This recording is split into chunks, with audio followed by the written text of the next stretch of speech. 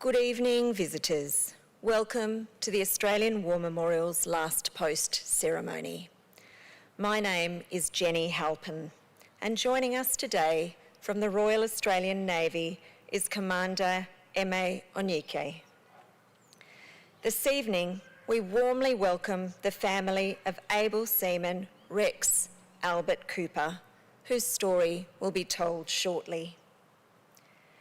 We're honoured to acknowledge His Excellency Mr. Gopal Bagle, High Commissioner for India to Australia, and the accompanying delegation. We also warmly welcome Ms. Pauline Tribble, representing the Naval Association of Australia and one recruit training unit from the Royal Australian Air Force Base in Wagga Wagga. We welcome the veterans who have served, those that are still serving, and the families that love and support them. The live stream of this ceremony is made possible by the Returned and Services League of Australia and the RSL and Services Clubs Association.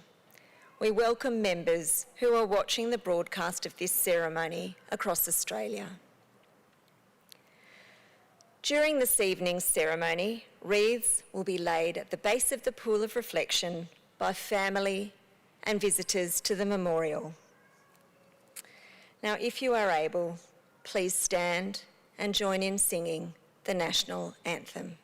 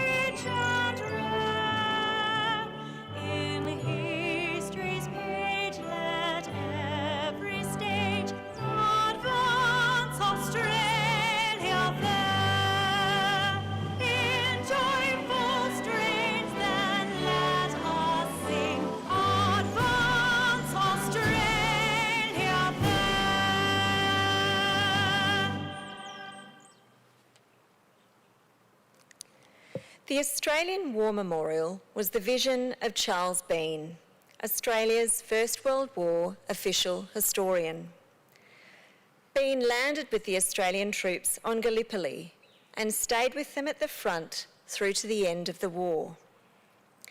The idea of this national memorial and museum came to him at Pozières, France, in the depths of the bloody fighting of 1916. Bean's idea was that this would be a place where families and friends could mourn loved ones buried in faraway places. It would also be a place that could help all Australians understand what these men and women had endured and what they had done for us. Bean's vision, to which we remain true, is best expressed as inscribed in the entrance to the memorial's galleries. Here is their spirit, in the heart of the land they loved, and here we guard the record which they themselves made. Tonight, we will read the story behind just one of those on the Roll of Honour, which lists the names of more than 103,000 men and women who have given their lives for us in war and on operations for more than a century. But first, we present a lament, flowers of the forest. Wreaths or floral tributes will now be laid at the base of the pool of reflection.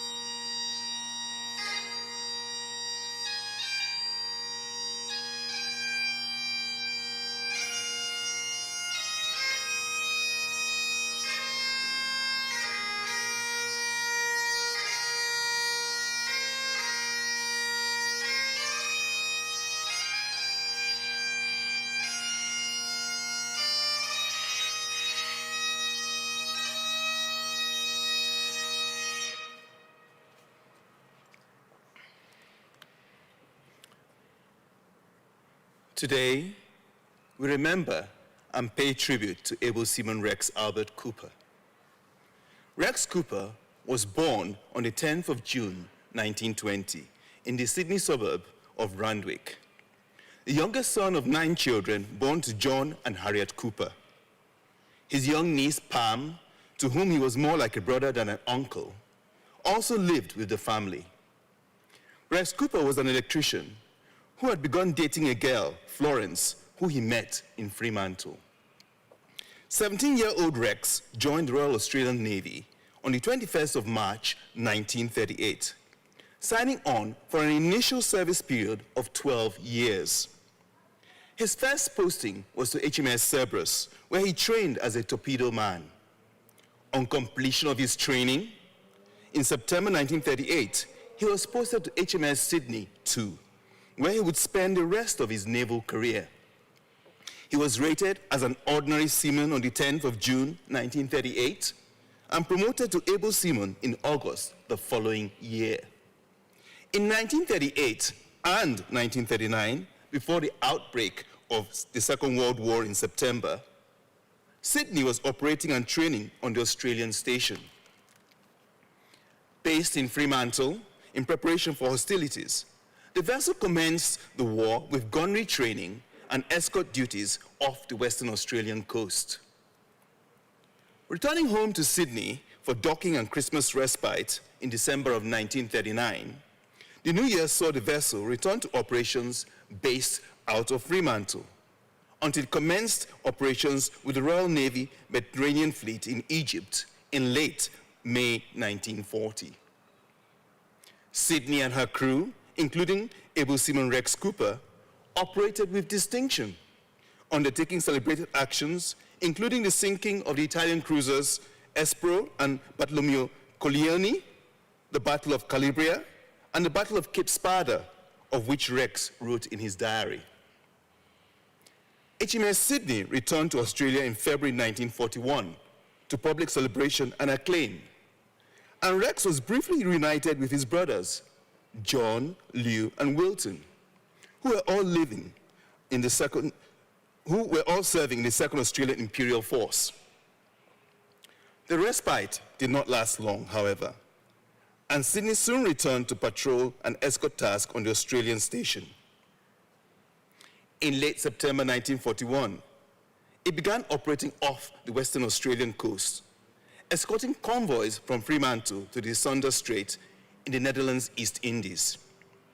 Arriving at Sunda Strait, Sydney would hand the convoy over to other Allied warships, which would continue escorting the ships to Singapore. Writing to his mother from Fremantle after returning from Singapore, Rex said he had not much to report, but was glad to be out of the tropics and was hoping to be home to see his family soon. It was not to be. On 11th of November 1941, Sydney steamed from Fremantle, escorting the troop ship Zealandia, carrying troops of the Australian 8th Division. 6 days later, Sydney handed the troop ship escort over to HMS Durban before commencing the return passage to Fremantle. After months of reports of missing merchant vessels and sightings of unidentified vessels in the area, on the afternoon of the 19th of November 1941, Sydney sighted what appeared to be a merchant ship some 200 kilometers west of Shark Bay, Western Australia, and closed to investigate. Sydney signaled the ship to identify itself while continuing to approach.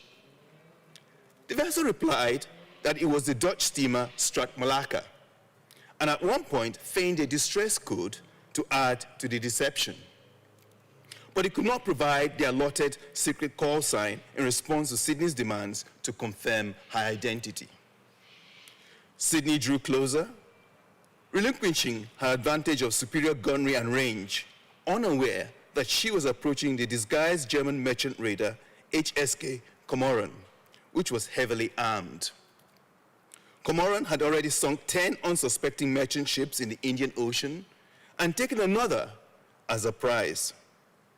When Sydney was about 900 yards on his starboard beam, the captain of the German raider, Theodor Detmers, ordered the immediate hoisting of the German battle ensign and opened fire with guns and torpedoes.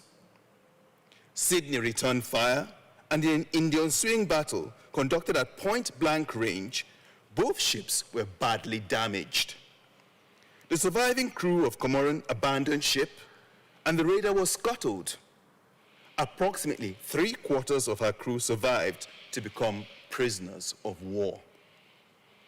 Sydney, listing heavily and ablaze from torpedo and gunfire, sank during the early hours of the 20th of November 1941, with the loss of all 645 members on board. With no grave but the sea, able Seaman Cooper and his shipmates are commemorated on the Plymouth Naval Memorial, England, among thousands of others with no known grave. And on the Carnarvon and Geraldton HMS Sydney 2 memorials in Australia, Rex Cooper was 21 years old. His name is also listed on the roll of honor on my left, amongst almost 40,000 Australians who died while serving in the Second World War. His photograph is displayed today by the Pool of Reflection. This is but one of the many stories of service and sacrifice told here at the Australian War Memorial. We now remember able Seaman Rex Albert Cooper, who gave his life for us, for our freedoms, and in the hope of a better world.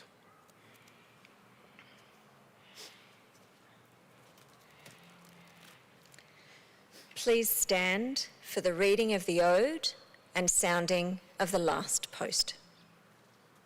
They have no grave but the cruel sea. No flowers lay at their head. A rusting hulk is their tombstone. Avast on the ocean bed. They shall grow not old as we that are left grow old. Age shall not weary them, nor the years condemn. At the going down of the sun, and in the morning, we will remember them. We will remember them.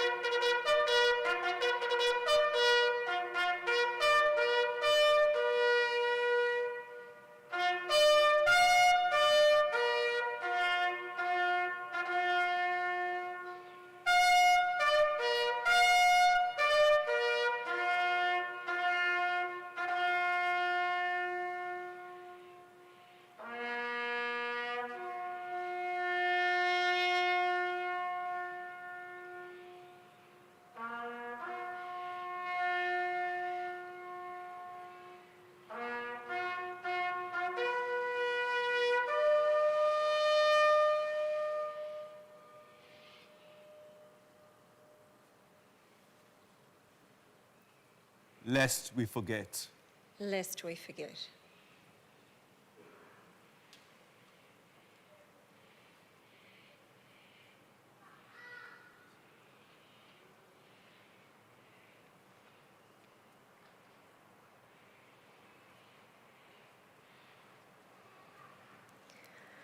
We leave you this evening with the words of the memorial's founder, Charles Bean.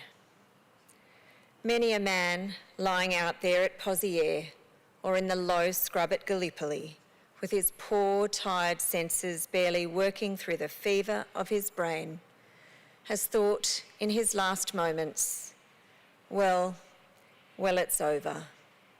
But in Australia, they will be proud of this. Ladies and gentlemen, girls and boys, that concludes the last post ceremony. On behalf of our director, staff and volunteers, thank you for visiting the Australian War Memorial today and for your continued support during the memorial's development project. We wish you all a very pleasant evening.